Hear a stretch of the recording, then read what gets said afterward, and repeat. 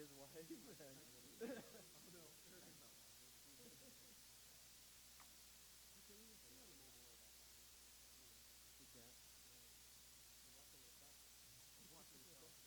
It'll make you, because it's delayed, so it'll make you. Okay, are we? Okay. Good evening. Hi, everybody. Welcome to the CROA Candidate Forum. This is number one of two CROA Candidate Forums. My name is Lee Moore. I'm the Vice President of CROA. And it's my pleasure to host this forum for you today. And those of you at home and those of you in the audience, thank you very much for coming and sitting through this. This will be recorded, and we'll be having our other forum also taped also for you. So what I'm going to do is, because we have quite a few candidates, I'm going to start on my left and start with Leonard and have the candidates introduce themselves. We've set the guidelines already before you tuned in, and each candidate will speak for 2 minutes and tell us a little about themselves. So Leonard? Yes, my name is Leonard Tim. I moved to Celebration in November of 1996 on the evening of the very first Founders Day that we had here. I was in the initial lottery for my house. My house was around the 30th built-in Celebration. My wife, Iris, my son Kevin moved with us. My son's since moved on, but my wife and I still live in the same original house we've had for going on 20 years now. One of the reasons I moved to Celebration was the 5 cornerstones that we have, which are technology, health, education, place, and community. And I think those are the 5 things that should be still driving what this CROA board will do. I have a background in accounting and taxation, a little bit of computer science thrown in back then, but it was pretty dated now. And I'm almost out of things. I'm not very interesting, actually.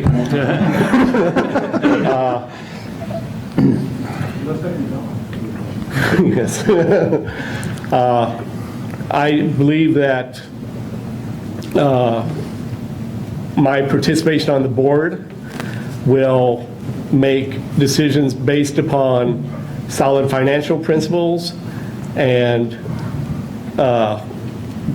drive all the decisions by data, which even if you're a person that believes social decisions should come before data, if you don't have the data, you can't make the social decision. And I've seen the yellow sign up already, so thank you. Thank you, Leonard. Appreciate it. Also, for those of you, the bios of all the candidates are online at the front porch, so you can see them there, and also it came in your Celebration news. So if you can grab those. Okay. Leonard timed himself. Okay, Lindsay, let you go ahead. Thank you. Hi, my name is Lindsay Taylor. I started X Factor Dance and Gymnastics here in Celebration in the year 2011. And I got married here in town in 2012. I moved into town in 2014 and recently purchased my first home with my husband. I have a full-time mom to my stepdaughter who's in 8th grade, so she's here at the school. And I bring a fresh perspective and a vested interest towards the children. I'm very invested in our children and our community already with my programs, and I like the small town feel that Celebration has to offer, and I like knowing that my child is in trouble before she gets home. So I have a very successful mommy network with everyone here, and I don't have all of the accounting background as others, but I was brought up in my family's LLC, so I've been a part of that since I was 14 years old. That gives me a little bit of an idea about business matters and statistics and accounting, but I also know where I'm in over my head, so I know where to back off and let other people with stronger strength in that area take a leadership position. I'm just really interested in the events and the youth programs, and that's kind of the platform I'm standing on. So thank you for your time. Thank you so much. Appreciate it. Tim. My name is Tim Swisher. I am a resident in Celebration since 2003. After college, I spent about 15 years in the personal lines and commercial lines of insurance. I'm very familiar with what community associations should have and what they shouldn't have with regard to their insurance coverages. After that, I spent 25 years in the banking business managing trust departments and brokerage divisions. So I have a pretty good working knowledge of the investment side as well of the balance sheet. And then after that, I retired. Not really. I took on a position as a property manager, and I've managed about 6 of the condos here in town, and I've also managed Golden Oak at Walt Disney World Resorts. I was there for 2.5 years and got that started for them. Then I retired again, and then a couple of years ago, one of the condos here in town called and said, I hear you're retired, you want to come back and run our condo. So I'm managing a condo here in town. I carry a certified manager of community associations certificate, as well as an association of management specialist certificate. And I've done quite a bit of volunteering here in town. I am currently on the committee for the Celebration Covenants. The Great American Pie Festival, I was the water tent guy, if you saw me. The American Cancer Society Relay for Life, I was a team member and fundraiser. Posh Pooch, I was a greeter. I was a founding part of the Celebration Choral Group. And the Knights of Columbus, for those of you who don't know, monthly we have a bingo right here in this room on the 3rd Wednesday of the month. And I'm also with Corpus Christi Facilities Management and their hospitality ministry. So I appreciate it. I look forward to your vote. Thank you very much. Michael? Okay. Well, good evening. I really appreciate the opportunity to talk here tonight. My name is Mike Smith. My wife, Kathy, and I have lived in Celebration now for just about 8 months. We retired last spring. We moved down here from the Chicago area, so we're absolutely thrilled with the weather and thrilled to be out of that. So the last couple of winters especially. But we love it here. My wife, Kathy, was a school teacher for 35 years, primarily first grade school teacher. I retired from the record industry. Last year I worked for Interscope Records, which is owned by the Universal Music Group, which is the largest record company in the world. For the last 7 years, I was Vice President of Promotion and Marketing for Interscope. Before that, I worked for DreamWorks, which was purchased by Universal, rolled into that. And before that, my first job in the record business was with Capitol Records, home of the Beatles. Before that, I spent 15 years in radio, where I was an on-air personality and also a program director.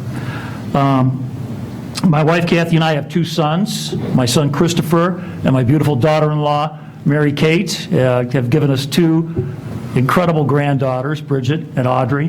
My son, Chris, is in the Army. He is in military intelligence. He's spent the past 3 years in South Korea and just recently moved back to the United States. They've relocated to San Antonio. My son Brian works and lives in the Chicago area. We love this community. I'm proud to be here. I want to become more of an integral part of it. That's why I'm running for a position on the board of directors for CROA, and I'd appreciate your support. Thanks for your time. Thank you so much. Scott? Good evening. My name is Scott Sanders. My wife, daughter, and I moved Celebration in October of 2014 after living in Tampa for a number of years. We chose the community primarily for our daughters to go to school, and we have fallen in love with it. Live in North Village. My wife works at the hospital. I work from home in the healthcare industry, and I hope to bring some of that technology, love of technology, bring my background in reporting, to help make solid decisions for the community, to help it grow in the future. And that's about it. Okay. You get no points for spending the whole 2 minutes, by the way, so it's perfect. Thank you, Eric. My name is Eric Opegard. I'm currently sitting on the CROA board. I think I'm the only one running for re-election now, so I apologize for those of you that don't like me on the CROA board, but I'm back again. For those that don't know, my decision to run this year was a big personal one and a big heated one for me. My wife and I just recently welcomed our first son, who's now 6 months old, and obviously being on the CROA board as well as in the presidency role where I'm sitting right now, there's an extreme time commitment to that. That sometimes people don't realize, especially to deliver the level of communication and transparency that I try to deliver as best as possible, which sometimes gets me in trouble with trying to be a little bit too transparent or quick to respond. There's a lot of things that we've started that I kind of started even before I was on the board. One of those things being live streaming, which is what we're actually doing tonight, as well as the cell service application that a lot of you use to complain to me on, which is great. Really like it. And there's a couple of things that I think that I wish that we would have maybe gotten a little bit further on that we haven't yet. And so, my wife and I kind of had a sit down talk, and she said, "Are you still going to be involved in this anyway?" And I said, "Probably." And she said, "Then why don't you throw your name into the hat again, because you're still going to be at the meeting." So here I am again. And if anyone has any questions, feel free to reach out to me. I have a website, ericforcroa.org. You can reach out to me there, or you can reach out to me by email at eric@ericforcroa.org. Thank you, guys. Thank you. I'm Lee at leemore.com, so reach out to me also. Fred. Hi, my name is Fred Johnston. I've been coming to Celebration for, I guess, since the late 90s and spending a couple of weeks each month in the area during the winter, of course. And I was fortunate enough to, a couple of years ago, 2014, to become a full-time resident. And of course, I feel now that this will be the last place I live. I'm a financial advisor, have been for 32 years. I've been on 4 or 5 different nonprofit boards over the last 15 years. So I've done a lot of different work with communities, from oceanfront condos to business associations in Philadelphia to yacht clubs, even during the storm Sandy that we had a couple of years ago, which ended up being quite a challenge. Anyway, I believe strongly in community service. I believe in volunteerism, and I believe that I can be an asset to the board here in Celebration. Thank you. Thank you very much, Fred. Dennis? My name is Dennis Dowd. My wife and I have lived in Celebration for the last 10 years. Thank you. We moved here. I came here for a job in county government. My wife's a public school teacher. I retired about 4 years ago now. My wife retired 2 years ago. We came to Osceola County for work. We came to Celebration because we wanted to live here. I appreciate the quality of life that we enjoy in Celebration, and I have a strong interest in maintaining that quality of life for our neighbors and ourselves, quite honestly. I am actively seeking a position, a seat on the board.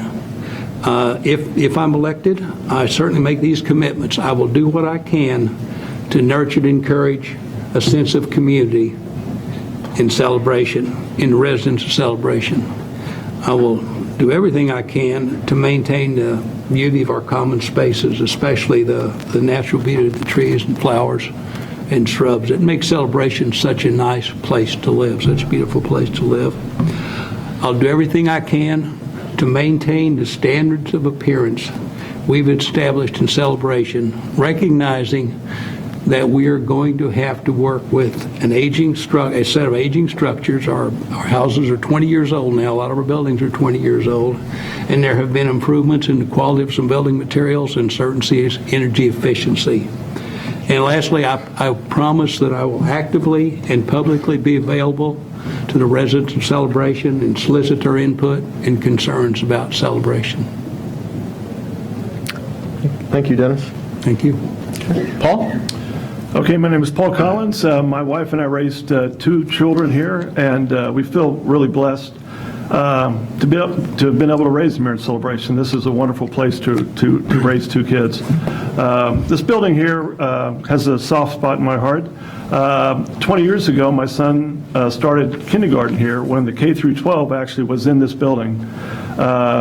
10 years after that, I was asked to chair the task force to find a community center. CROA was housed in the downtown building, needed space. And we were able to work out a very good deal with the Celebration Company. They sold us this building for $2 million, which is less than half of what it would have cost to build a new building. And now, 10 years later, the building is paid for, and our community owns this free and clear. As far as my background, I graduated from Davidson College. Lee knows that as the home of the best basketball player in the universe, Steph Curry. Then I got my MBA from the University of Texas. I worked then at Arthur Anderson. It wasn't in the accounting area when they got in trouble. I was in the consulting area. But then I went to work for PepsiCo, and CFO of their soft drink operations in Florida. So when I got in town, I started getting involved with organizations. The two that I've been most involved with has been the Celebration Community Church, Presbyterian Church, and the foundation. They looked at my background and said, "You look like a finance guy." And I said, "Yeah, and I love finances," so that was a finance guy. The two things about finances is that when you work for not-for-profits, there's not much money. So I like being creative with money and trying to find ways things to do. And I'm also very passionate that when you're spending other people's money, that you are good stewards of it and you spend it wisely. The final thing I'd like to say is I think about what I'm very proud of is being on the CDD. I was on the CDD for 4 years, 2006 to 2010. CDD, the spending, non-reserve spending went from $3.4 million to $2.7 million over those 4 years. And we spent that money to improve the infrastructure, build everything back in place, replace the alleyways, and now it built our reserves. And with that, we're now just about finished building the maintenance facility. So I'd like to do the same thing at CROA, and the CDD has never raised dues in 20 years, so you're paying the same CDD fee that you paid 20 years ago. I think we can do that at CROA. Thank you. Thank you very much, Paul. Sorry, Alex. Last but not least. Hi, good evening. My name is Alex Carius, and my wife and my triplet boys, we've been here in Celebration since 2005. My boys have started kindergarten here and went through the K-8 school, and now they are sophomores in high school. Scary them growing up. My wife, Lee, and I have been very strongly involved in what's going on in our schools here in the area. I'm currently sitting on the Osceola County Charter Review Commission to look at the charter. And I've also previously served on CROA back in 2010. During that time, I was involved with the planning and redesign of Lakeside Park. And during my time on CROA, we had to deal with a lot of, with the bottom of the housing market, and were able to keep dues low. And for my experience, my strengths will be that I'm a community association manager. I've been dealing with community associations for the past 10 years. I'm also a regional director of hotel operations, so I hope I can bring a little bit of my guest service skills to Celebration. And I deal with improving communities and HOAs on a daily basis. I'm usually not very vocal, as you can see. I usually like to work in the background. And I like to make not comments very quickly, but get all the data that I need before I can make a sound decision and make a sound recommendation.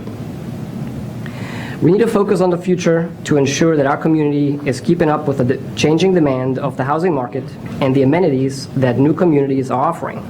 This focus will also ensure that our home values will remain high and that we can attract new owners into our community. So, short but sweet, that is it for me. Thank you very much, Alex. I was going to say we could stay at that end over. We'll start with Eric then. I don't want JR is doing the camera. I don't want him to have to go back and forth too much. But we did get questions, and by the way, if you still have questions, you can submit them. I'm getting them as we speak here and trying to put them together.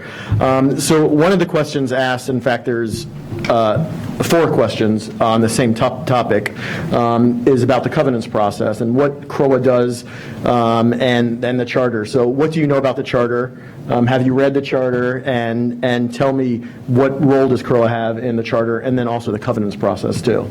Sure. So I've read the charter. I think that's a question that gets asked every year. Every Yes, single yep, year. yep. Have you read the charter? I think a better question is, instead of have you read the charter, is do you understand the charter? Because it's very detailed, and there's a lot of things that interrelate to the charter on top of that, including our design guidelines as well as the board makeup and how different things operate.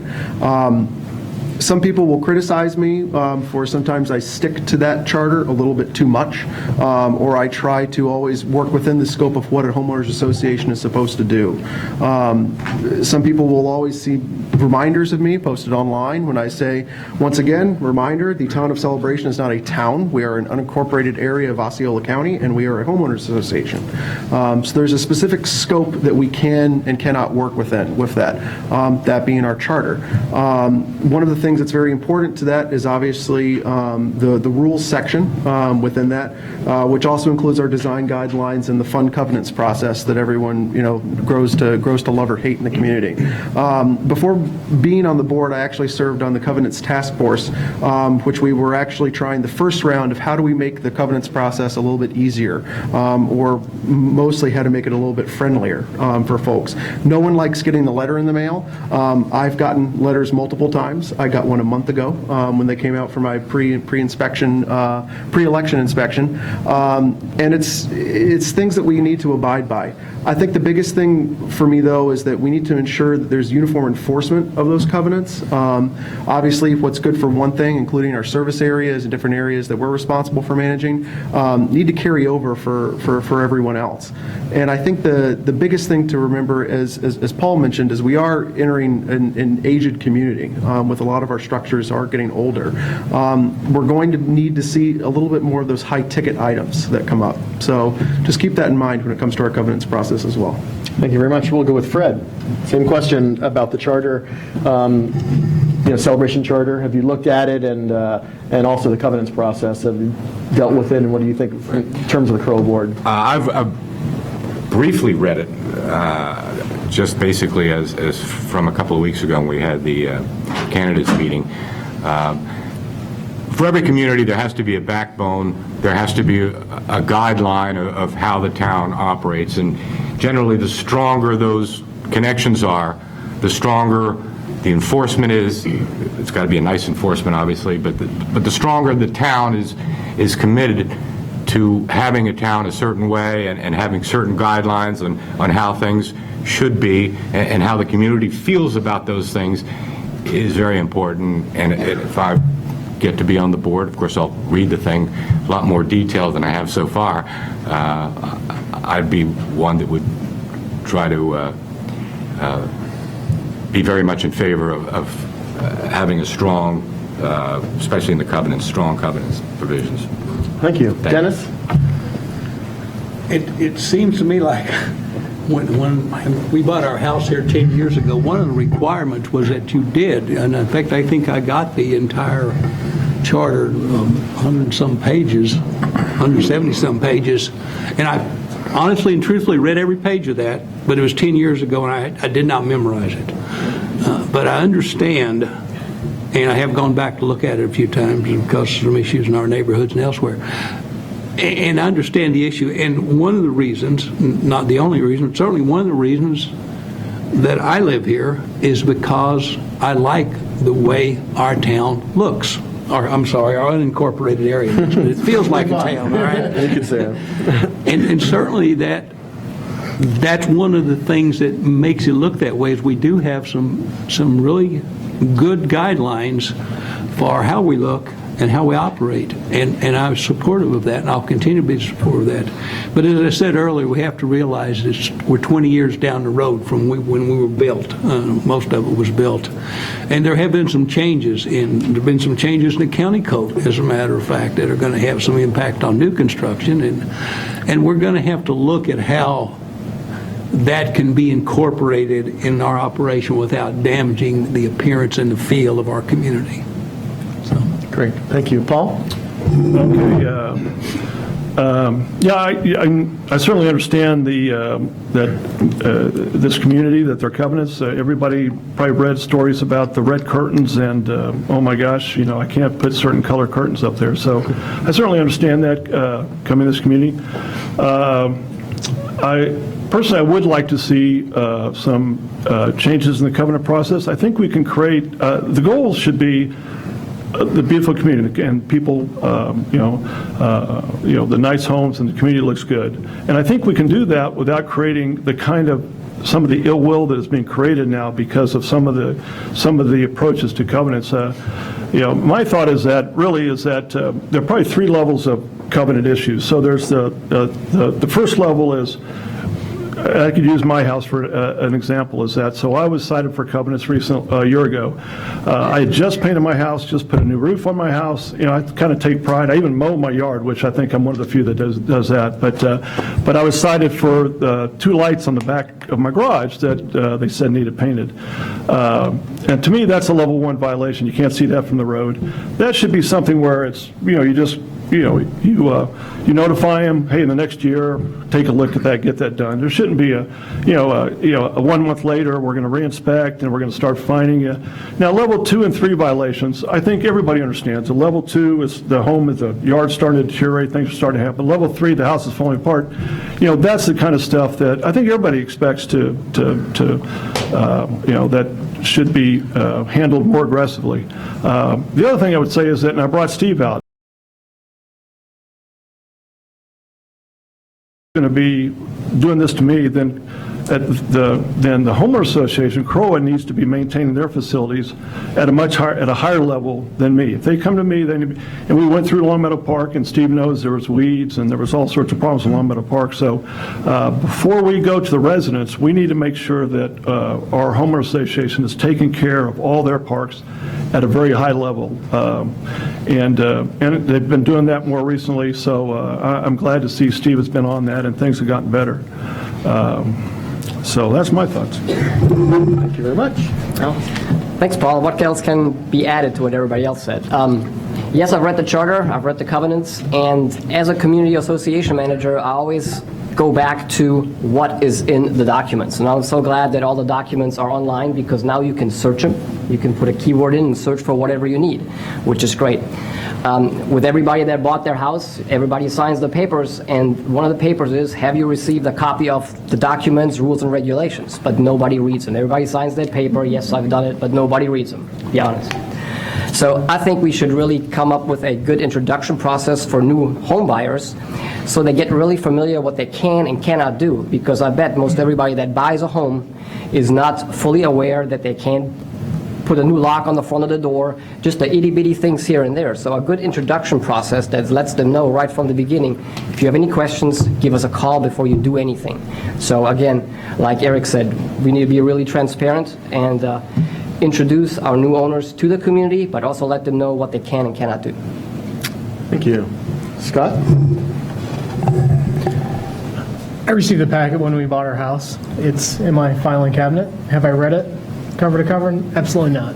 I know how to look through the document if I need it. I recently looked over the rules section. I was also given a letter from the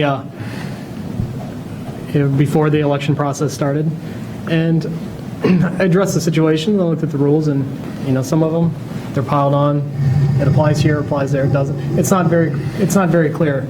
So I would like to see some basic, this is good, just like a cheat sheet, if you will, presented of what you can, what you can't do, with the background information to go to this specific rule or this part of the, and I believe that I'm happy they're there.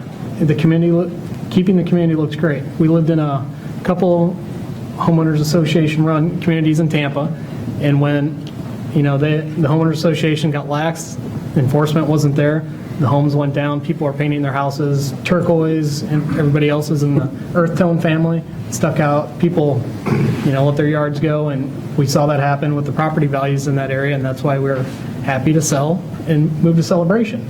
And I'm for these standards, and I'd like to just make them easier for people to deal with. and understand. And understanding is the key, because I even had questions when I got the letter. Thanks. Great, thank you. Michael? Well, I have read the charter, and I've got a zillion questions about it. I know I'm going to be bugging Steve and probably Eric with those if I do get elected to the board when I first start. As far as the covenants are concerned, I've read them, and I think they're reasonable. One of the things that I've noticed about this community, when my wife and I, we've been here for a short period of time, as I mentioned, about 8 months, but that doesn't mean we heard about Celebration 8 months ago. I mean, my wife read about the community point in time in a magazine, and we've been down here several times since. And the thing that I've noticed every time I've come down here, whether it be 10 years ago and then maybe 3 years after that and another 3 years after that we visited, the town always looks great. It always looks the same. And you can't say that about too many towns. You go to a town and then maybe it looks great to you, and then maybe 5 years later it doesn't look as good. That certainly is not the case here. It looks fantastic all the time. It does. And when I read the covenants, about the covenants, I think they're reasonable. I think the board does an effective job in enforcing them. I'm sure past boards have done an effective job as well, and I think that they look good to me. Thank you. Tim, same question? Thank you. Well, I have read the charter, and I consider it the blueprint of the governance of the community. People move to Celebration because of its beauty, and if it weren't for that, the sales would just not be that good, by golly. And so the covenants make sure that we look good to the people who want to buy in Celebration. I've spent about 4 or 5 years on the covenants committee, and I spent a whole summer doing the green up cleanup inspections, which taught me a lot about the ins and outs of those kinds of things. And I will say to you that part of the reason why you might be saying to yourself that there's some kind of a change with regards to how the covenants are handled these days, there is a change on how the covenants are handled these days, because there was a statute that was passed on July 1st of last year, which means that prior to that statute, the Covenants Committee made the decision for fining or not fining someone for a covenants violation. On July 1st, that responsibility fell on the board's shoulders, and now the Covenant Committee can only either give it a thumbs up or a thumbs down. So when you get your letter, you're getting your letter from the board now, and the board is saying, we decided to fine you, you need to go to the covenant hearing and plead your case so that the Covenant Committee can decide whether the fine is to stay or not. And so that's the reason why you see some changes in that. I think that statute kind of, we lost some control over how to handle those things on a more friendly basis that way. Thank you very much. Lindsay? I'll say I was that awkward person that skimmed through the charter when we bought our house. I kind of like to know what I'm getting into. I've definitely read it again. I'm still digesting it. I'm not going to say I've memorized everything or even that I understand it fully, but I will say that the index is wonderful. I like the fact that it's all put out there, black and white. We actually still own a condo near downtown Orlando, and the HOA is not as involved, and our property value crashed. So we are very grateful to buy into a community who takes it very seriously, and we're hoping that that property value will stay high in the years to come. I do like the fact that everything seems to be detailed about the processes for what happens, and I like the fact that everything we've received so far has been black and white in a very friendly perspective. So I'm all for it. I like processes and procedures, and I like knowing what it is beforehand. So I think if there's a way to simplify it for new homeowners, that'd be great. As a new homeowner, it was kind of daunting to open that 142 pages for the first time, but I like the fact that it's all there. Thank you. Leonard? Hi. I'm going to show my age of how long I've lived in town again by starting with the pattern book, which was the book that showed what each house in Celebration should look like. If you have a Victorian house, it should be a certain way. And I saw some heads shaking over here that know what the pattern book looked like. As far as the charter reading, I read it completely, in May of '96 before I signed my contract on my house. But the actual question is, have you read the charter and all the restatements to the charter, which is our current charter? And the answer to that would be yes.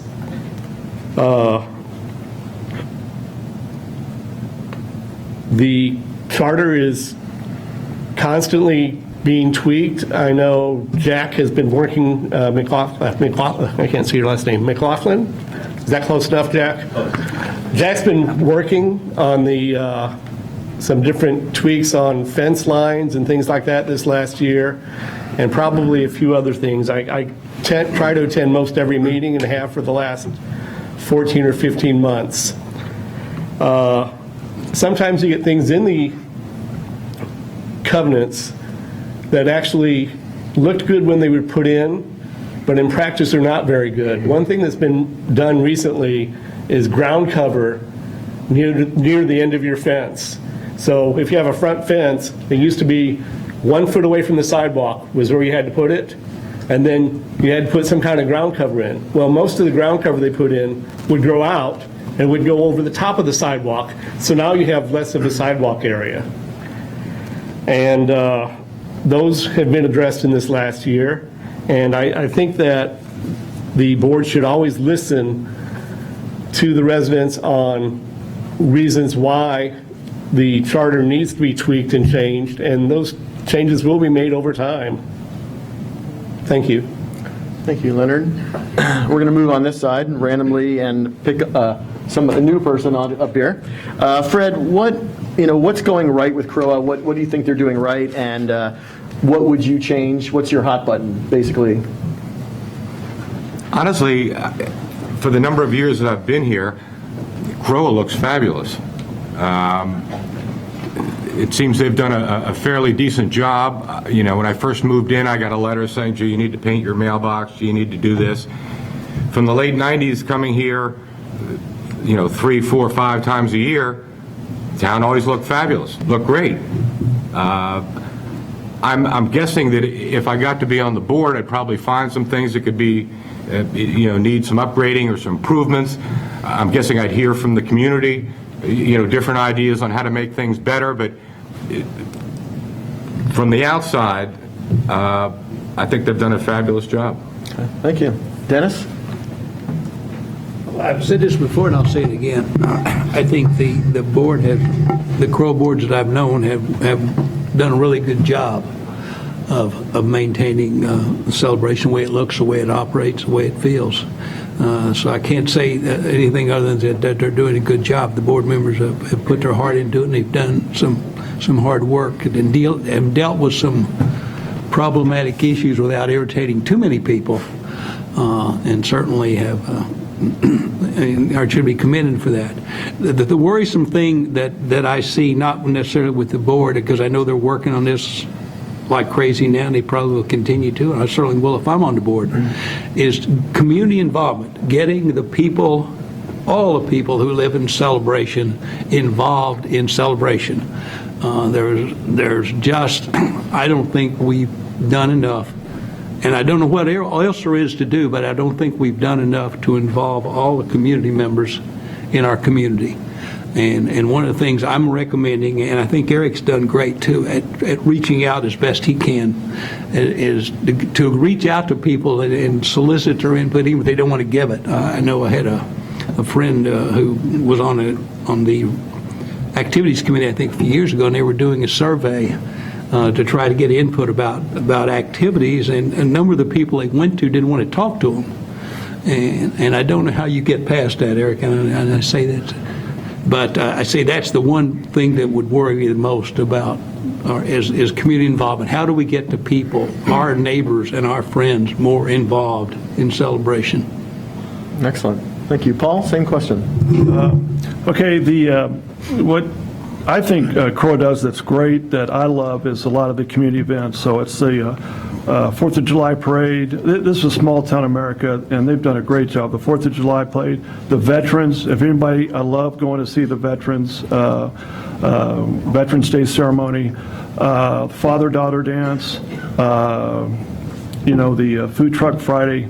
I could go on and on. CROA does a fantastic job of these events, and that's small town America. And I love seeing things for the community, for residents. In terms of what I would like to focus, what I would focus on. Celebration, everybody says, well, don't mess with it, things are going good. Celebration, there is so much opportunity in this community. We could, we have just scratched the surface in terms of what this community can be. One area I would focus on is on youth sports. We have some youth sports that are doing really good and some youth sports that are not. My kids were, they had weird sports. They were my daughter was rode horses and my son was a swimmer. So what we should have is youth sports for every kid, and if they're whether they're recreational or competitive, and have great programs and all those. We have the facilities, we have the resources, and we really need to have a focus on that so that every kid who wants to can find a sport and can decide whether they want to be just recreational or competitive in that. So that would definitely be one of the areas. I'll just leave it at that. Okay. Thanks. Alex? Thanks, Paul. CROA, what is going right with them? First of all, we always have, on any CROA board, there's a lot of different personalities on the board, so it's always hard to get for everybody to be in total harmony. I hear a lot of comments are that things in the community are nice, things are going correct. CROA is here to set procedure and give guidance to the management team. So whatever CROA gives guidance to the management team, Steve and all the worker bees, they're the ones that pull it off. So really the people we have to thank is the management team and all the worker bees. So as said, CROA sets procedure and they set the guidance. So CROA is not the actual manager of the property. So we are here all the CROA board members are here to give guidance to the management team. So I'll leave it at that. Okay. Thank you. Scott?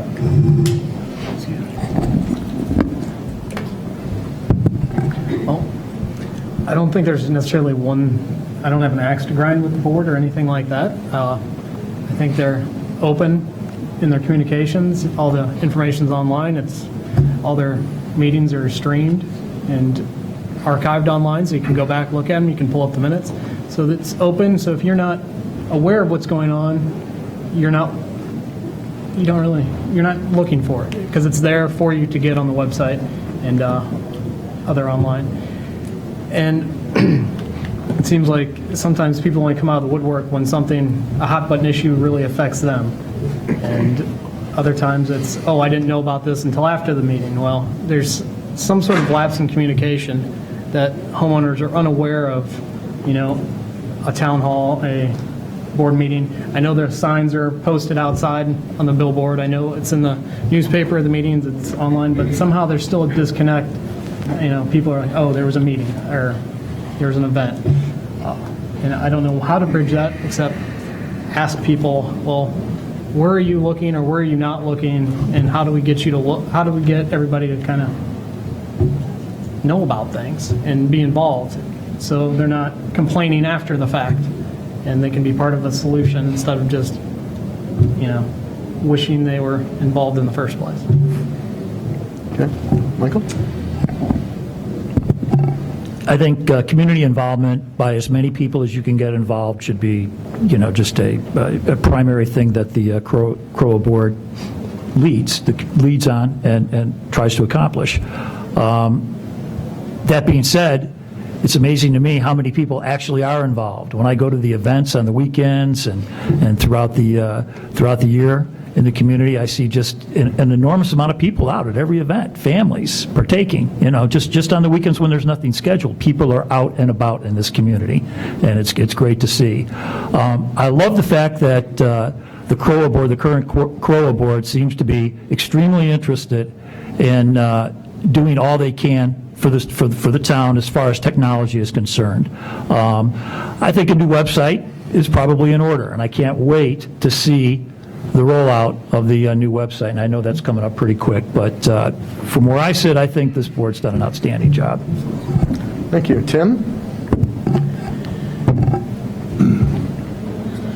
There's been a lot of boards back and forth since I've been here since 2003, I've never seen a board that has ever not come together and gel.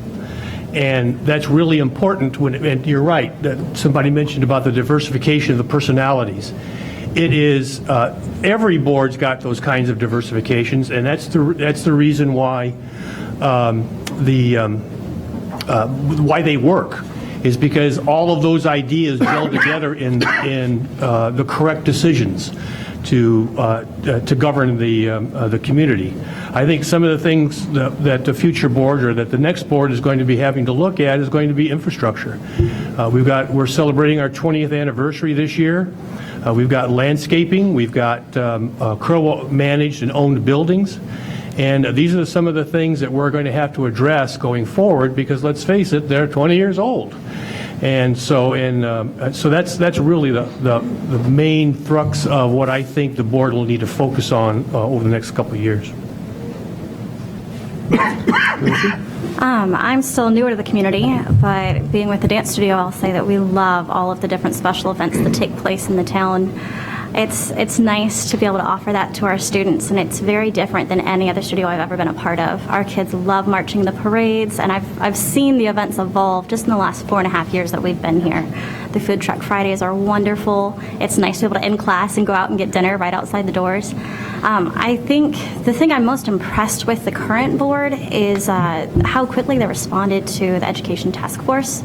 The situation that happened with the K-8, I know that they were very involved in some of the early meetings, and that's where I actually met some of the first board members, were at those impromptu meetings that were called with no notice, and that's really when I started to take notice about what was going on in the community. It's obviously something that is very dear to my heart, as my husband and I are looking forward to starting our family.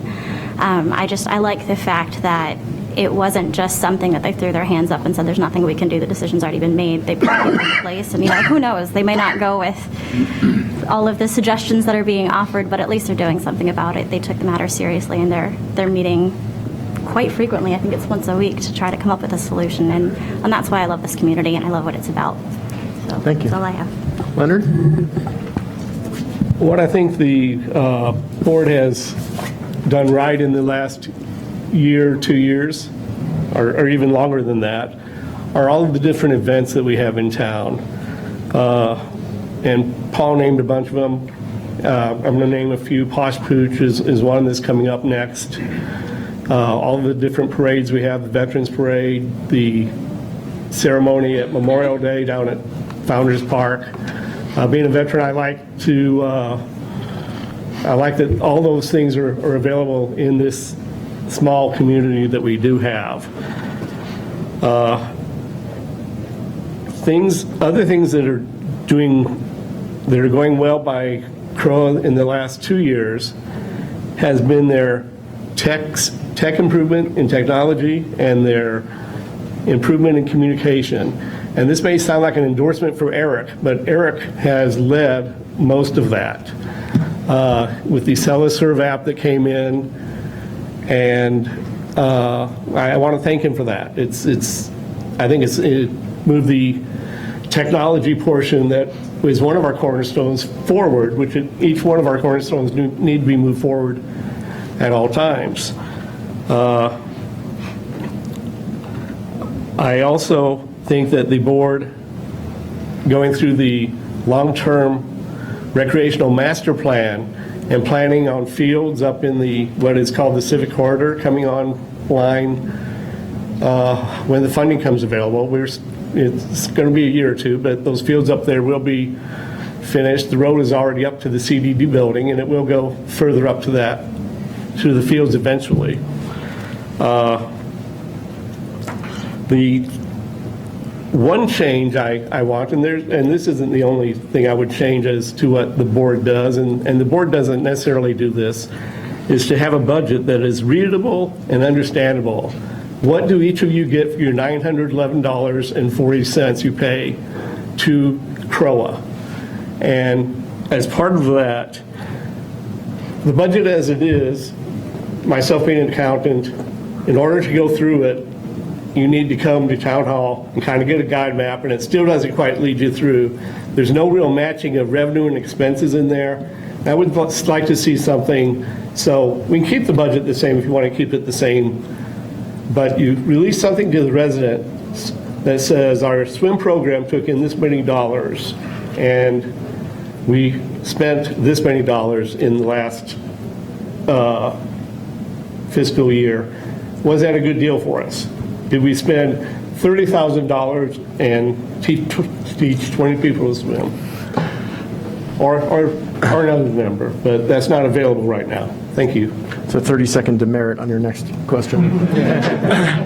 I'll let you, JR, move over to Dennis. I'll give the camera time to pan over a minute. Answer the question? Oh, did I miss you? That's okay. I'm sorry. Yes, you may answer. I'll be quick. Let's talk about what I think we've done wrong. And I think the biggest thing is a lot of people applauded what we all know is going right. Marketing is one thing that's very near and dear to my heart. It's what I do to actually pay my mortgage. One of the things that I think that we do need to concentrate on as our community builds out, and as folks see, there's a lot of construction going on in the community. Once that construction stops, which is something that we're going to have to deal with in the next 10 to 15 year future, we need to make sure that Celebration is still on the map, that folks haven't forgotten about us outside of this. We're no longer going to have developers that are going to be publishing things about us or writing cutesy articles. One of the jobs of the Homeowners Association is to make sure that we preserve, protect, and maintain homeowner value. In order to do that, we need to make sure that there's still demand for folks to actually buy our homes, that people have heard about the community from places. It scares me sometimes when I hear, oh, I heard about you guys 10 years ago. That's great, but we need something a little bit more recent than that. I travel a fair amount for work. One of the common questions that always comes up is, oh, you're from Celebration. That's the place next to Disney. You guys had your first murder there, didn't you? And I go, yeah, we did, a few years ago, and we kind of haven't had a lot of real positive press since. One of the things was we tried to get that with the World Food Championship. It didn't work. It wasn't the right fit for our community, but we needed to try something. I think that that's one of the biggest things that we can try to improve is the public perception of the community, and also just getting a little bit more of a positive outward face for the community. Thanks. Thank you. Sorry, That's okay. Valuable things. Dennis, the question goes to you, and we'll go back to Fred this way and go this way afterwards, is really how do you gauge the pulse of the community, and how do you not overreact or react to the community? How are you going to do it personally and as a CROA board member?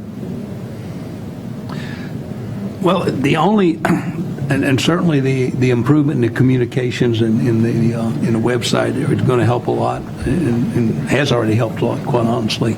But I think in the end, the only way that anybody, any governing or even semi-governing body can gauge the feeling of the community is actually be out in the community and talking to people and listening to people. One of the things I've learned just in my campaign, if you will, for this. For the board seat is I wear a little team tag says I'm a CROA board member or board member seeker, and people talk to me. And one of the things I suggest is maybe as board members we wear a little sign that says please talk to us, because that's the only way I know to gauge the feeling of the community is actually interact with members of the community, with our friends and neighbors in the community. That's good. Try going to Publix. That's trying to get out of Publix. Yeah. I totally hear you. Fred.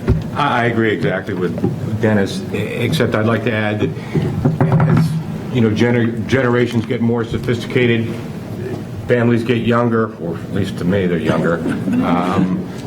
Technology is really where the communication of the future, I think, lies, and that's emails. It's message services, and at this point I really have no idea how the board communicates now with the community, one way versus another, but I'm guessing certainly in the future it's going to be technology. But it's more the question. And certainly not, personal and having open meetings and being transparent and being known in the community, that all helps, but I think a lot of people are going to end up going email or messaging services to voice their complaints, their their concerns and. Well, I think the question is more, how will you respond to a lot of, 10 people coming to you about a certain issue? Is that going to be elevated? Does that mean it's the entire community, that kind of stuff? Because they're saying it on the front porch or they're doing something, how are you going to gauge that kind of thing and react? I think that's what the question is. Well, one of the more. things in any kind of a board situation or any kind of a community situation that's important is, like you mentioned, it might be very easy if 10 people out of 8,000 come to you and say, gee, here's a problem. Wow, that must be a terrible problem. Well, you take it to the board, and you got, 7 or 8 other people that says, well, from the past, it this way, but basically sharing all that information with the board and getting a consensus of what's important and what needs to be elevated and what needs to be not elevated and maybe worked on in a slower process or in back of other things that may need a stronger elevation. Good, thank you very much. Eric? So if I can borrow this over here. They're $150 a pop, so we don't have many of them. The pulse of the community, right? How it would react and everything. Yep. Let's talk about sand.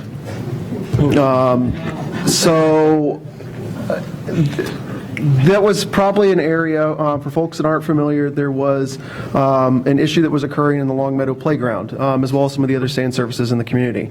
We had some very vocal residents that were concerned about that, very passionate about it. I think one of the falters that I had with that is that I was very quick to try to respond to that and not understand the point of view that they were coming from.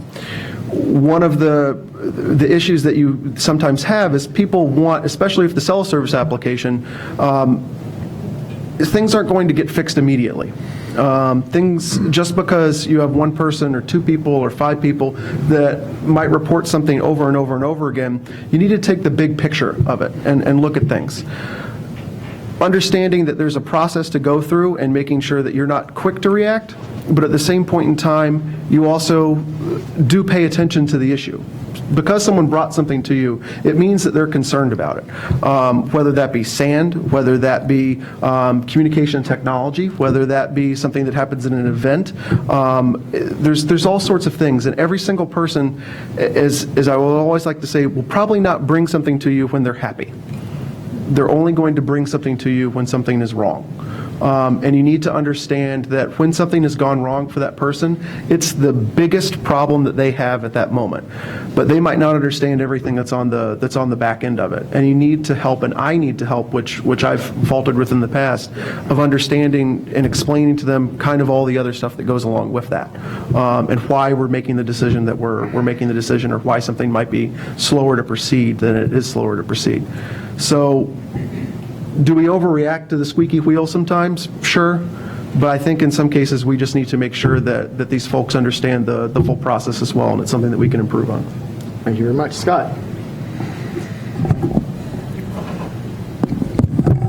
I guess my first, how would I react to stuff coming in is really not to react. It's, you got to poll and figure out what the actual problem is. An immediate reaction, your chances are you're going to make the 50-50, you're going to make the wrong decision. So take the time to actually understand the problems that are coming in or the concerns. See if it's isolated, then pull the temperature of everybody else that may be surrounding it. Is this a common thing or is it an isolated thing? The key is to actually study what the concern is and determine how you go from there. And then that's a discussion you can bring and discuss it as an entire board. Okay. Thank you. Michael? Well, obviously, you can't overreact and expect to do something immediately. It takes time to get things done, and that's just a fact. As far as communicating more with people, I think I see the board taking great steps and strides as far as technology is concerned, and I think it all starts with that. I really do. I think improving the website is a big step forward. Use of social media. Do we have a Facebook page? We do. Okay, that's great. And, Instagram and all that stuff, especially with younger people, that's the way to communicate. And texting, so on and so forth. But I think the communication is pretty good, and I see a course, a path that's going to make it even better. Thank you. Tim? Thank you. Well, on the Covenants Committee, we get a lot of folks that visit and express their opinions of not only their homes, but also the procedures or this or that or whatever the case. And I think it's important to listen, but also see if we can get a consensus. Is this person just being somebody who wants to complain and because it's them, or is there a true problem with a particular situation and that needs to be investigated? And I think when you get a complaint about something, and we dealt with this a few years ago, and we corrected it a few years ago, when we had these awfully written covenants letters that went out to the homeowners, and we heard from them, we listened to them, and we changed those covenant letters to a little more friendly and more direct kind of an approach. But that's it. We have to analyze the situation to make sure, A, it's not just somebody complaining, or is it a real problem in a community, or is it a real problem in an area, or a real problem, for that matter, community-wide, that we have to address. And so if you get 4 or 5 people to say the same thing, I think we need to use the media, the Facebook and the front porch and those kinds of things to get a feel for the community, to find out if it really is a problem and that needs to be addressed or analyzed, or is it just a handful of folks that are trying to drive their own agendas. Thank you. Lindsay. I think with the social media age being what it is, it's very easy for people to have a voice. And it's very easy also to jump on a bandwagon. And I've found, at least in my line of work, that if you can explain how you came to a decision instead of just telling them what the decision is, people really just want to feel heard. So if they can understand that you took their concerns to heart and you thought about it, there is a big picture, and this is why you've come to that decision, I find that it just tends to be a lot easier to swallow. My rule of thumb is I always sleep on it before I respond to anything with an emotional response, but that's just me. Maybe it's because I'm female, I don't know. I try not to respond to anything in the heat of the moment and give it some time, back off, but I find if I can just really keep the heart of the issue at the matter, and that is to improve our community, to improve relationships. I find if you can keep that at the crux of everything, then it makes it a lot easier when you explain why you had to do something. Thank you. Leonard. Yes, I think my approach would be is to first listen to what the problem is, or what the perceived problem is. And are they just venting and don't expect a solution, or do they expect a solution? Then fill in any knowledge that they may or may not have about their particular problem, giving them some background on why this particular covenant is this way, or a particular rule is this way. Once you've gotten to that point, you have to sort of decide then, is this a fixable problem that CROA can do anything about?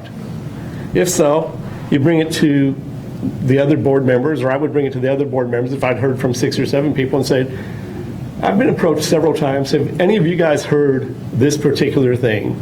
If so, it needs to go on an agenda. We need to talk about it somewhere. I've heard problems out in the community where one person said, I got wrote up for my mailbox being a little bit dirty looking, and the house next to me is falling down. And they were quite incensed that they got picked on for this little thing, while this house falling down next to them appears not to have been reacted to. But they need to be explained in that case that the house falling down next to them has already been reacted to. It's in a legal process right now, and there's really nothing that CROA can do other than try to expedite that legal process as fastly as it can to get the situation settled. Thank you. Thank you very much. Alex. How do we gauge the pulse of the community? Of course, I've heard a lot of times that we all need to listen. I think that is a main aspect, that we all need to listen to what you, the residents, have to say. But we also need to listen to what the management company is feeding us to. I would probably say the management company, front desk, their phones rings about a lot of times with questions that they have and also with gripes and complaints. So when I was on CROA, I never saw a list that came from the management company to the board what the hot buttons are that the front desk gets. So I like to see something like that to come to the board on a monthly basis to see what is the front desk or the telephones, what are they dealing with? Not just us as CROA representatives, what are we hearing from the residents, because nowadays it's emails, it's texts. So there's not a lot of one-on-one conversations, it's all on paper. Of course, we can always go to the front porch or the back porch, any of the porches. But I think a lot of the feedback comes back. Ask the management company. They're out there on a day-to-day basis. We can be too. We're at events to ask and talk to people, like Lee said, at Publix too. But also we need to listen to everybody, and then we need to ask the pertinent questions. Because sometimes you need to read between the lines, and just listening is not the answer. You need to ask question after question after question to see what is the underlying problem so we can fix the root and not just the simple question. Thank you. Paul? Okay, just so you know, it's I'm not running because I want to keep sand in the Long Meadow Park, but I would say that when I was on CDD, we had a very similar situation, and I think it was handled well. It was dealt with mosquito spraying, and we had a number of very concerned citizens come forward, and they felt that the mosquito spraying was creating a significant health hazard. We actually had people that came forward and felt like their cancer had been caused. So, and the CROA board's going to be dealing with similar things, and those are so difficult to deal with. You want to reach out, and you feel so bad about the situation. But I think we handled the right way at that time. Is that we sat back and we said, listen, we're not the experts here. We need to really bring in the experts and take a thorough look at what we're doing. Are all our procedures correct? Are we treating this? Are there alternative ways that we can do this? And we spent months and months. And at the end of the day, it was clear that the spraying that we do is by far the safest way we can spray and deal with the mosquito problem we have. So we voted unanimously to continue the spraying, and I think there was the right decision. Especially now as you look at the Zika virus and West Nile virus. So you feel, because the people that want to continue the spraying, they don't come to the meeting. And you're really not getting the pulse of the community. What you're doing is you're trying to make the right decision for the health of the community, and I think in the day we did that. So. Thank you very much, Paul. We'll stick with you to make so the camera doesn't have to run around. Yeah. One of the time to prepare that one. Yeah, sorry. We just so you know in the audience, also I'm getting texts and from people that are live streaming. Also, we have candidate cards, and one of the candidate cards written. We've gone through a couple of them. Said, do the candidates understand the work and commitment required to be a CROA member? So I say I put that as part of the question because I assume you're here, but that's a valid question. But really, it's not paid, right? You're spending all this time. But I think, no, you might want to get up now. Yeah, exactly. This might be the opportunity. But I think if we take that question a little further and and break it into one of the other ones, is that sometimes you're going through the covenant process, or you're ruling on something as a CROA board, and you might know the resident involved. There's sometimes it could be somebody really well. There could be other things that might be conflict of interest. You might be on some board, other board, running a business. So how would you handle that? And then really the question is, there's a lot of work involved, and you've been on other boards too. But how would you handle that conflict of interest and the workload too? Those two questions. Well, conflict of interest and neighbor. We're all neighbors, so if most of the people I know that I'm going to make my responsibility is at CROA, and that I'm going to make that decision, and it may not go in their favor. And if they're good friends, they'll still be good friends. For example, Mike Band is a guy that he's still passionate about the spraying, but we're still good friends because he knows that I didn't make the decision. I just made the best decision I could for that. Conflict of interest is, well, I don't know. I think conflict of interest is a very serious thing, that especially if there is a monetary interest, that we need to be very, very careful about that. And if I had in any way some way to benefit from a decision or being a part of this, then I would absolutely not do that. And I will challenge other members of the board to that same thing, is that we need to be very clear that we have absolutely no monetary, possibly monetary benefit from our positions here. So I don't know if that answers the question. You asked me first, so it's like I just kind of made it up on the Somebody fly. else will jump on, from there. Thanks. Alex? Let me keep going? Yep. Okay. I'm very well aware of the commitment. I was on CROA once before, and I didn't run for re-election because I got offered a new position that involved a lot of traveling. So I did not run for re-election because I knew I wouldn't have the time to commit to CROA for my second term. So that's the reason why now I'm running again. I am in the area most of the time, and I do know what it takes to be on CROA, and I have the time to commit to it now.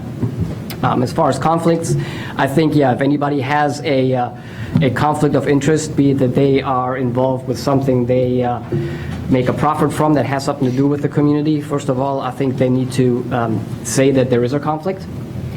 And I don't have a problem with reprimanding my neighbor because I don't take things personal, and I hope everybody else does not as well. It's a business. As working in the hotel industry, I have people yelling at me lots of times, and I don't take it personal. It goes in one ear, it gets processed, and goes out the other ear. So, and I hope everybody takes the same approach, that we are here, or as CROA representatives, our CROA representatives are here to do their job. And they do the job with the best of their ability.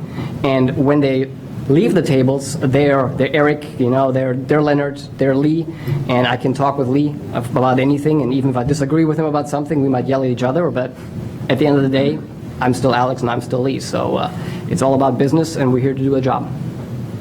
Thank you, Alex. We're going to go all the way to Leonard on the other side. Can you repeat the question?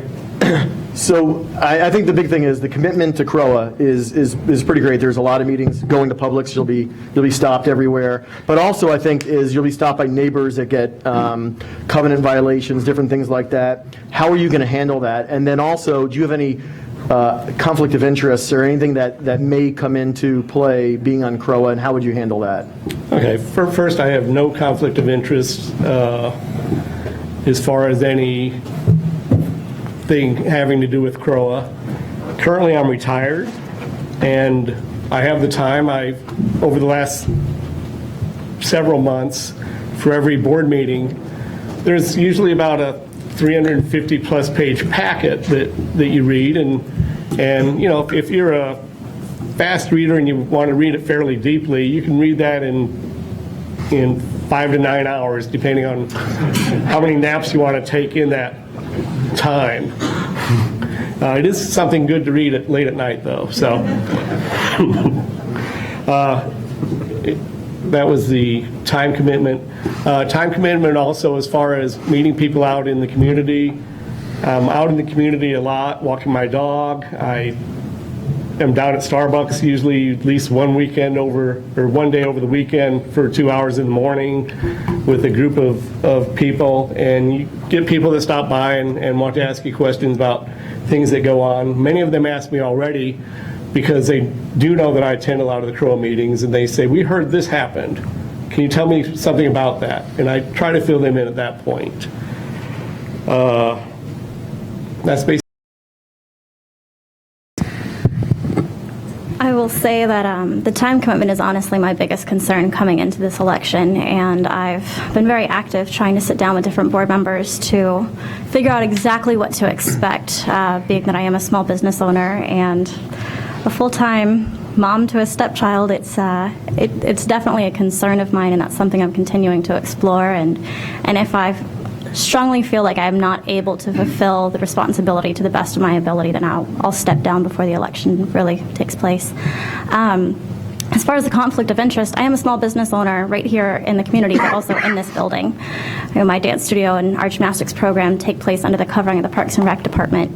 I'm very upfront about that. It's in my bio in the newspaper, and I think if there are decisions that I would tend to benefit from, I would need to recuse myself from certain votes, and that's something I'm very open to doing.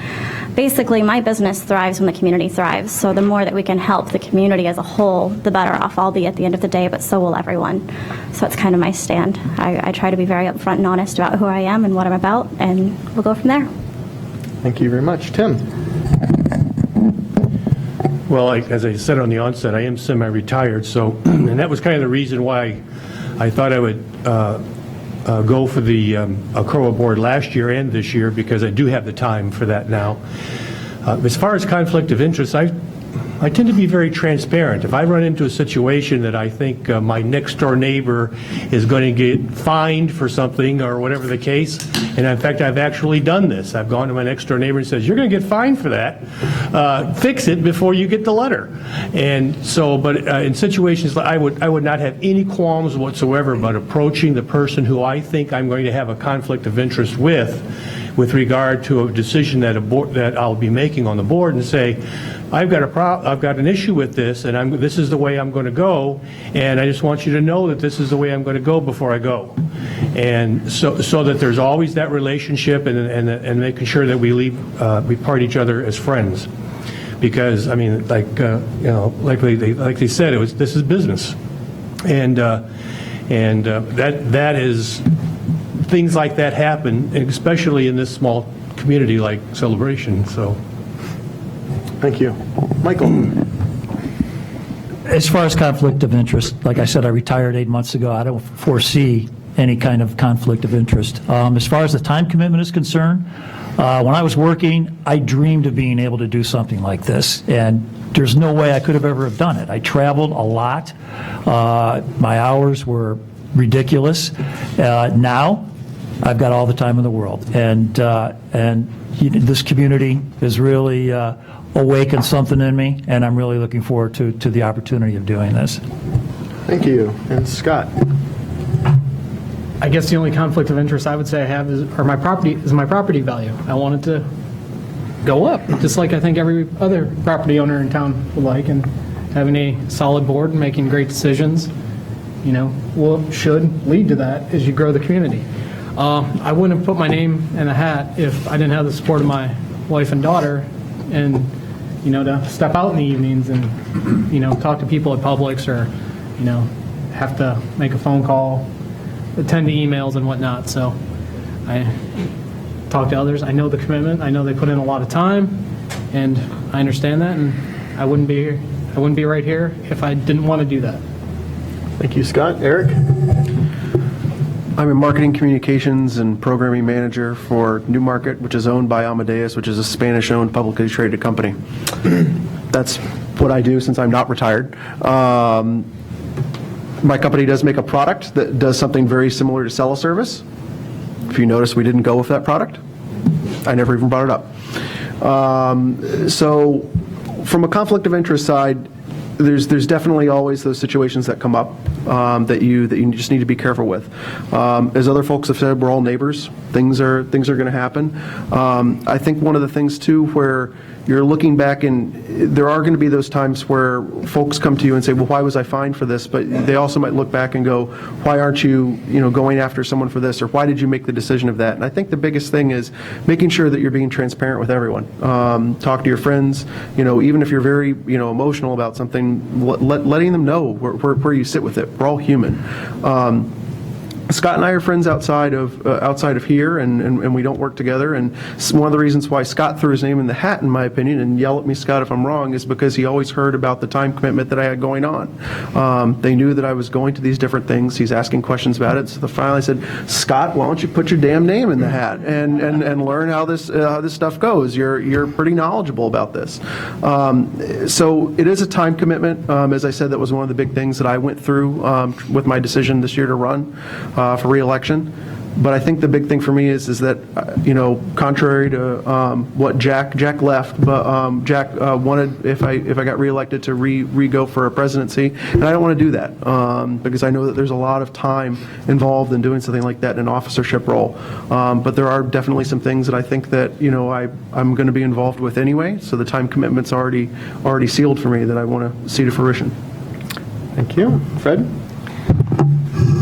Fortunately, I have 5 children, and they're all grown, and the way I practice business gives me a lot of flexibility. So from a time commitment perspective, I'm pretty open.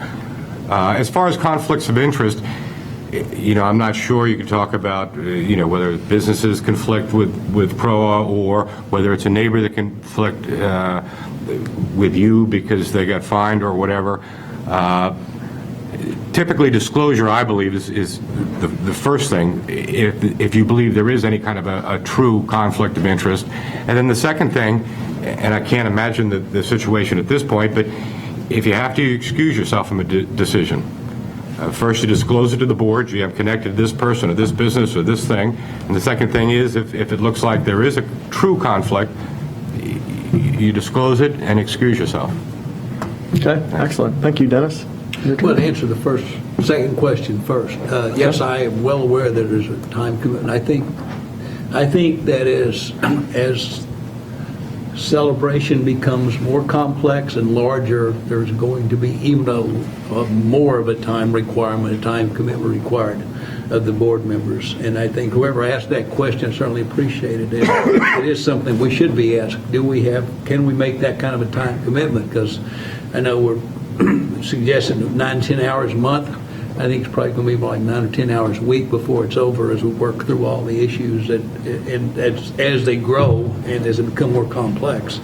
So I think, yes, and I'm retired and I am ready and willing to make that commitment. In terms of the conflict of interest, conflict of interest is usually some kind of financial or personal gain. Certainly there's an ethical requirement whenever that kind of a conflict occurs, that it be revealed publicly, and in most cases you excuse yourself from I know it's an ethical requirement, may even be a legal requirement in some cases, especially if there's financial involvement. On the issue of whether, certainly we're going to have, as board members, we're going to have friends and neighbors in the community who don't agree with us, who would like for us to make a decision in their favor. And as several people already said, I will repeat it, our responsibility to be open and transparent and explain what we're doing, why we're doing it, and understand for all of us that our commitment is to the Celebration Residents Owners Association, not to our individual friends. And I think they'll understand that. Thank you very much. Paul, sorry you went first on that one? Or Do I do it again? No, I didn't know if you wanted. You're like so long ago. We're gonna go. We're gonna go to Alex for the new question here, and this will be our last question based on time. We'll do closing statements after this question. So just so you know, this will be the last round of questions, and then we'll do closing statements. We'll be a couple minutes over. But before we do, I just want to remind you that there will be. This is our first of 2 forums. Our second one is on the 16th, I believe. Tomorrow, if you're watching this live, you have an opportunity, Food Truck Friday, to see the candidates at Food Truck Friday. And don't forget that all their bios and their contact information are listed online in the Celebration News, and I'm sure they put their email addresses for you to contact them with any questions. So, Alex, the last question. What made you move to Celebration, and did the events play any part of it, and has it met up to your expectations? Yes, yes, and yes. We moved to Celebration because our triplet boys were about to go to school, and the district that we were zoned for was not a great school. So the choice was easy. We wanted to give our kids the best school possible, so that was the main reason why we came here. And even before school, our guys played in the fountain downtown. We liked all the events that were going on. And so our main involvement here is the events, of course, the school, going through the whole K through 8, and then now high school. So the involvement, we will always be here, and we like Celebration because of everything that's going on. We'll still be involved, especially in school-related issues, as we have been ever since. Thank you. Paul? Well, there weren't any events going on when we got here, but the reason that I moved here, I think my wife would agree too, is that for a sense of community. and for 20 years, it's, I mean, that still is a reason, and there's just such a great sense of community here. When I first moved here, a lot of my family came for Thanksgiving, and I was walking from our house downtown to go eat, and it was like, "Hey, Paul," and it was like, "Hey, Jim," and it was like, what are you, the mayor or something? I was like, no, just everybody knows each other. And that's the kind of community I want to live in, not a place with cul-de-sacs and don't even know your neighbor. With that, we get conflicts, we get people that are unhappy about certain things, but, that's a good thing. What really builds community is, and I think Disney realized that. Disney, when they came in, Disney is a very controlling company. They wanted to control things, and they realized early on with the school that they weren't going to be able to control things, and they kind of stepped away. And then they started realizing that really a good community is a community where when problems happen, the community comes together and fixes it. And that's what we've done year in and year out. And that's why the school gets better and better, and it's because of community. And we got to keep that going, and we'll take care of ourselves, and it's going to get better and better. I'm convinced of it. Thank you very much. Dennis? When I came here for a job, as I said, I came here to Osceola County for a job. When the person who recruited me got me here, the first thing he did was drive me through Celebration and point out that this is one of the places I could live if I'd come to work in Osceola County.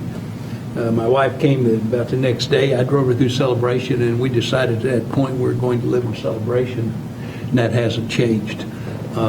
It has, yes, we liked the word beauty, but we also liked it for its sense of community. In fact, we knew our neighbors the minute we moved in, and it was a pleasant place to live. We can walk downtown happily.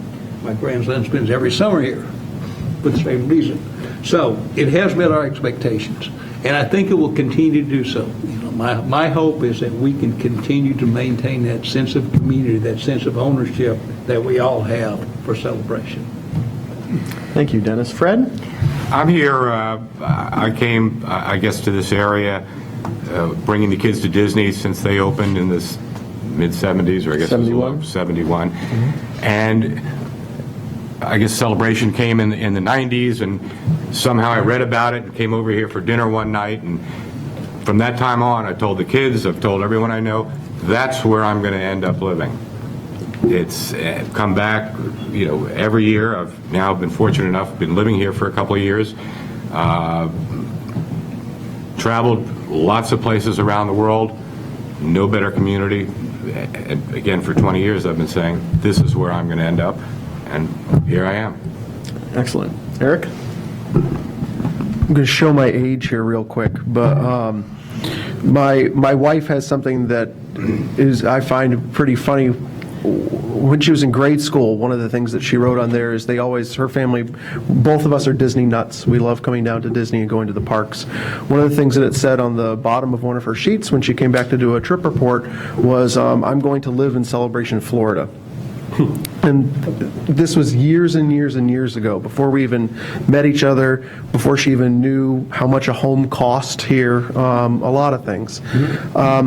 We moved here for some basic reasons. My wife's family is all down here. We wanted to be closer to them, but we did move here for the schools and for the sense of community, as everyone has echoed. I think that's why a lot of people come in and join this community. As far as expectations, has it met expectations? Absolutely, but I think I'll preface that with saying is my expectations are constantly changing. I think that there's a lot of things. We're celebrating 20 years of community, and I want to make sure that it's not 20 years of tradition unimpeded by progress. There's a lot of things that still need to be changed, still need to be updated, and still need to remain competitive with the neighboring communities that are coming online around us. We're kind of in an island of a residential neighborhood here, being in a mostly tourist district. But that's also changing too, as folks see construction going on out on 192. There are other residential communities coming online that are going to be echoing a lot of the same things that we're doing here. And we need to make sure that we remain competitive as that in the community and continue being one of the best places to live. Thank you very much, Eric. Scott? What made us choose Celebration? Well, simple. My wife, we were living in Tampa. My wife accepted a job at the hospital, and we essentially could have our choice of communities in Central Florida within reasonable area. Choice really came down, it was the celebration. We felt it was a great school system for our daughter to continue in. She's in 3rd grade, so she has got a lot of years left in her, and we like that. It was on par and better than the school that she was at in Tampa, and we wanted to make sure we got her into a good school and a future school system. We know that, I mentioned living in a couple homeowners associations in Tampa, and, you could see how their property values would kind of go down, and not necessarily because of the economy, but because of the upkeep and maintenance, and that was that. There was no community in those neighborhoods. It was, everybody comes home, goes inside, nobody's outside. You don't really know your neighbor 2 doors down there, your next door neighbor. Here, it's completely different. You can walk around, you meet people, you know people, you recognize people. It's like that little town you kind of grew up, I kind of grew up in, so. Okay, thank you, Michael. It's a tough one. There's so many things. Chief among them is the fact that my wife for 20 years has wanted to live here, and and she sold me on the idea, and having the opportunity to come down several times over the years has just sold us on the idea. And when we retired last year, we really thought long and hard about what we wanted out of our retirement, and we just felt that a 55 and older community didn't have what we wanted. I'm not knocking those types of communities like the villages, but this is a vibrant, young town. It's a walking town. I love that about living here, being able to walk everywhere. There's just so much to do. I've never been bored. It's fantastic, and it's totally lived up to our expectations and beyond. We're just thrilled to be here. Thank you very much. Tim? Well, like most of the folks who live in Florida aren't Floridians. They've come here to avoid the harsh winters of the north, me included. And so in 1999, my nephew was living in a community across the other side of Disney. And he said, there's a brand new community on the other side of Disney that is just wonderful. I want to take you to go see it. And we got in his car and we came over, and we just absolutely fell in love with the concept, with the town, how it looked, how pristine it was. And I told my wife then, I said, this is where we're going to move. This is where I'd like to live. And so sure enough, in 2002, we started building a house and closed on it in 2003. And it's wonderful to be able to drive down the street or walk down the street, and people wave, people stop and talk to you. That's not like that up where we were. People, you barely even knew your next door neighbor, and that's just not the kind of lifestyle I prefer to have. I like the idea of having the folks that know you and talk with you and stop and visit and come to the house and those kind of things, and the community itself with all of the activities, all of the parades and the porch and yard sale I happen to enjoy. Those kinds of things it's just a wonderful town. Thank you very much. Lindsay? I grew up in Northern Virginia, just outside of Washington, D.C., actually in the house that my father grew up in, and I cannot tell you a single one of my neighbors' names. I moved down here in 2007 for a short 6-month college program at Disney, and we all know how that goes. I started campaigning to my boyfriend at the time in 2011 to move here when I opened the studio, and he was not on board at first.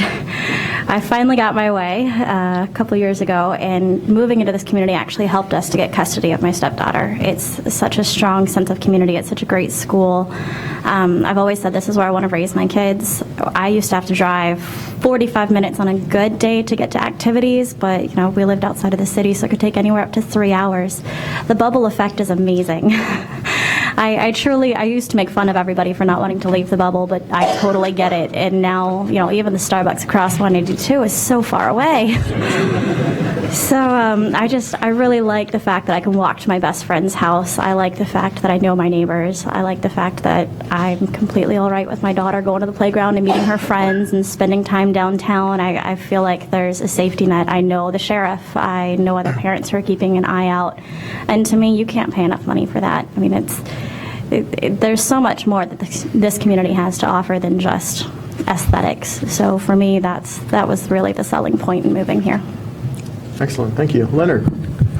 Yes, the reason I moved to Celebration in 1996 was Disney pixie dust. Basically, I was in the first lottery, and up where Somalaya is now, the Malaya Hotel, they had a large tent. They had thousands upon thousands of people come there for a lottery drawing. You put down $1,000 check for 2 different housing units, types of classes of units if you wanted to do that. And you waited 4 hours. And there was beautiful artistic renderings around there as far as what the town would look like when it was built. But there wasn't anything in town at that point, nothing. It was all bare land. The downtown was just barely starting out of the ground at that point. It was kind of like being pioneers in the reason was also to be a pioneer in a new type of community. The technology here at the time was promised to be, as we moved in, exceeding everywhere. And actually in 1999, a trivia question in the trivia game was, what is the most wired city in the United States? And the answer was Celebration, Florida. So I wanted to move to a innovative and inclusive community. I love the ability to walk everywhere, the sidewalks, the boardwalks through the wetlands. And I'm getting a yellow sign there, so I'm going to hurry up here. And then my time's up. Right. You're going to go next for closing statement anyway, so you can bring it up. But before we do closing statement, I want to thank a couple people. We have Steve and JR and Rachel and Susan here who spent some time and appreciate their work that they're putting back here. Somebody behind the camera over there, JR, so he's the one moving it back and forth. I'd like to thank all those of you at home and those in the audience. Remind you, too, that you have to vote. So at the end of the day, all these guys are here for your vote, and girls are here for your vote, and we do have somebody who, we have one other person that, 2 people that are not here this evening, but again, their bios are all online. But you have to vote, and the vote ends on March 7th. So you have a little bit of time. You should have received your ballot in the mail. If you have not received your ballot, you can call Town Hall. There's a ballot in the mail, and you should get an email. So if you have an email associated with your account, you'll get an email, and you can vote online. You can't do both, sorry to say. You have to choose one or the other. If you have any issues at all, you can come to Town Hall, 851 Celebration Avenue. There's a ballot box there. They'll help you. They'll try, not to touch it or do whatever it is, but there's a ballot box. They'll drop it in, or they'll tell you how to do it online. So either way, it should be easy for you to vote. There shouldn't be any reason for you not to vote. So we appreciate everything.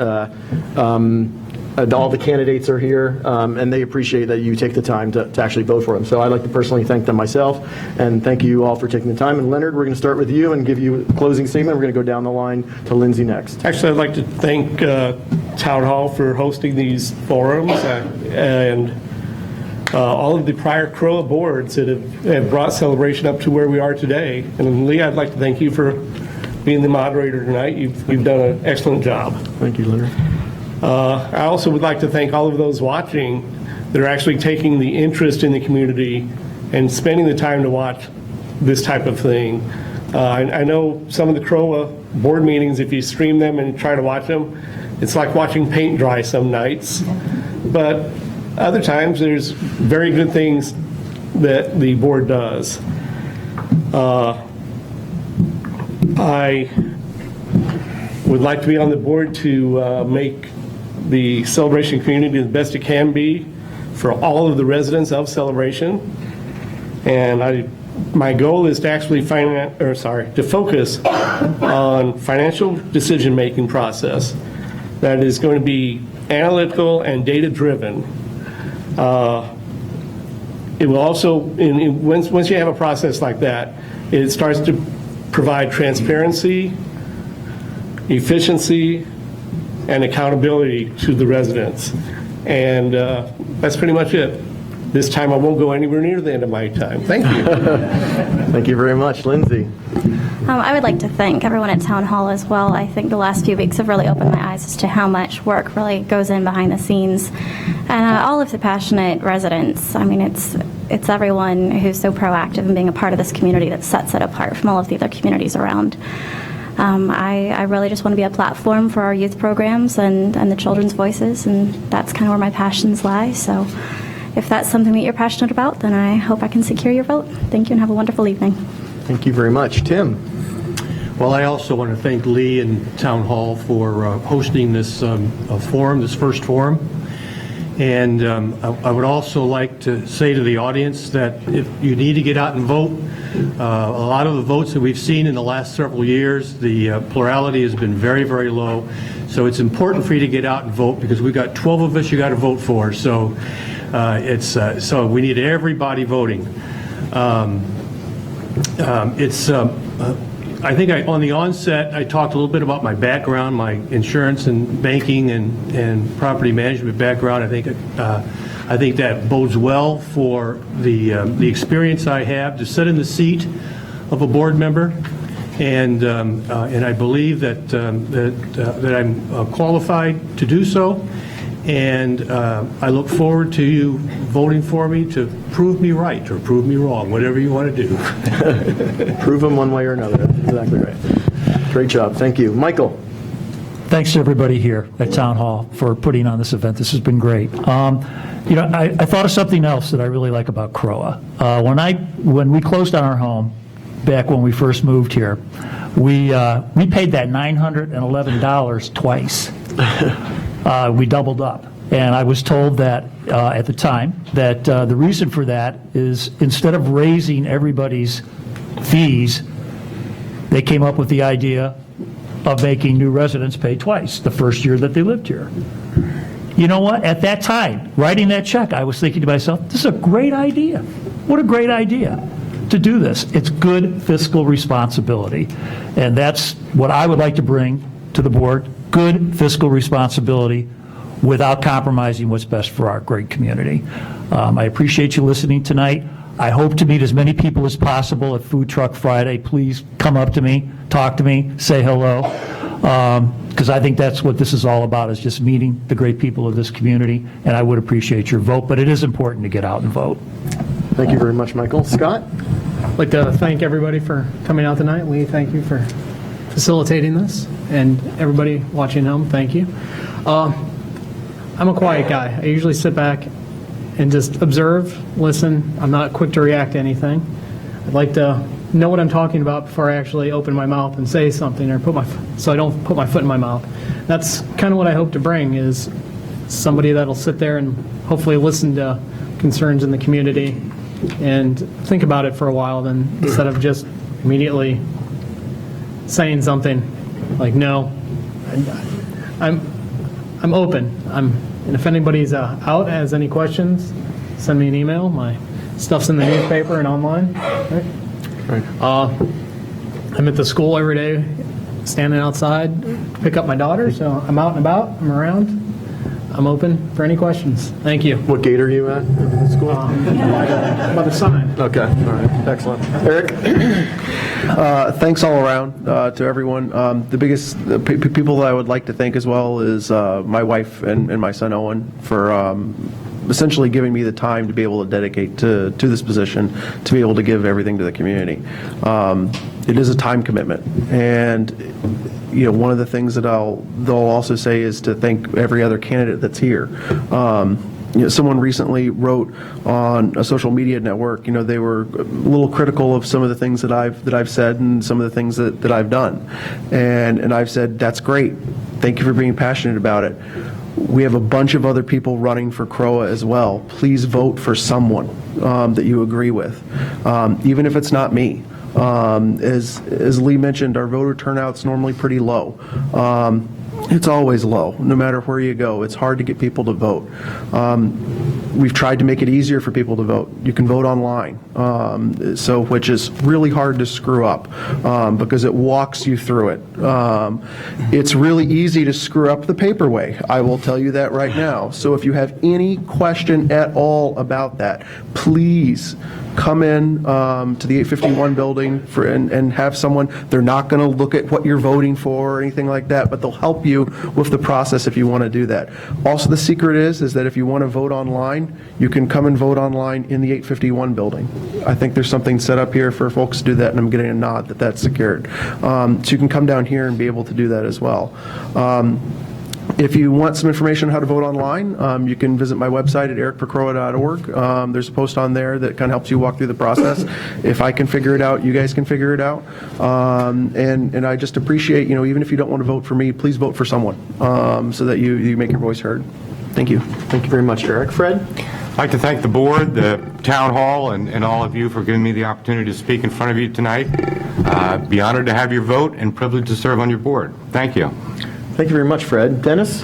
I'd say thank you to the people who came out tonight to listen to us talk, people who are going to watch this, either who have watched this live or are going to watch it as a recording, because I think you all will vote, and I appreciate that. That's one of the beauties of celebration, is the people who have an interest and have enough commitment to the community to know and care about who's managing, who's going about their business.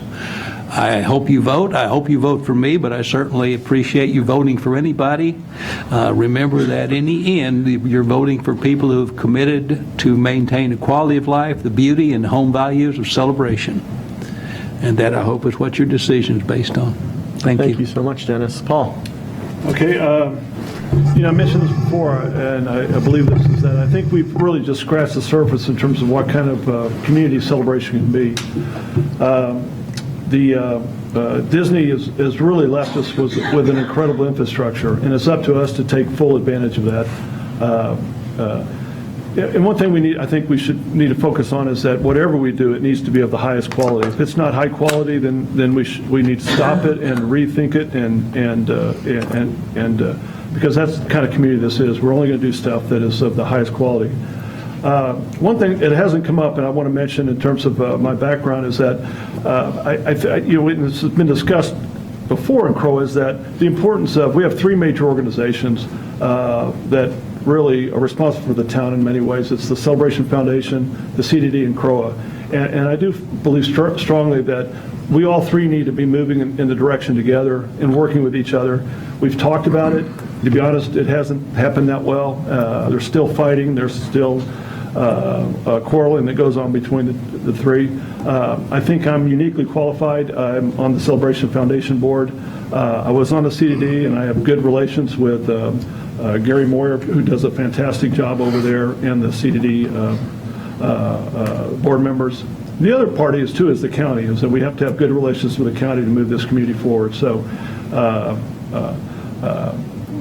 I think the potential, I think we've scratched the surface in terms of the potential, and I would appreciate your vote. Thank you. Thank you very much, Paul. Lex? Thanks, everybody, for coming out. For the CROA board, I think it's very important to have a diversity among the board, and I think I can bring a little bit diversity to the board because I've been on CROA before. I'm a community association manager, and I sit on a lot of other boards, so I know both sides of the table. I know that CROA does not manage the community. That's the management company. CROA sets the procedures and gives guidance. But one big thing that CROA does, it sets the vision for the community. So that's what the board does. We need to set the vision for the community And therefore, like Eric said, I think we need to pay attention to the marketing, make sure that Celebration is marketed well with all of our services that we offer, and that we move into the future and uphold our home values. We need to listen to our homeowners, ask questions, so we all stay informed. And then I will also fight for schools, as I have a great liaison with that to my wife Leah. So please vote for me. Thank you very much. And thank you, everybody who is watching at home and those in the audience. If you have any questions, you know where to go. Go to Celebration Front Porch or really come to the 851 building if you have any challenges for voting. Very important for you to vote. Again, it closes on March 7th. We really appreciate your time, and thank you so much, candidates. If we can get a round of applause for the candidates, please.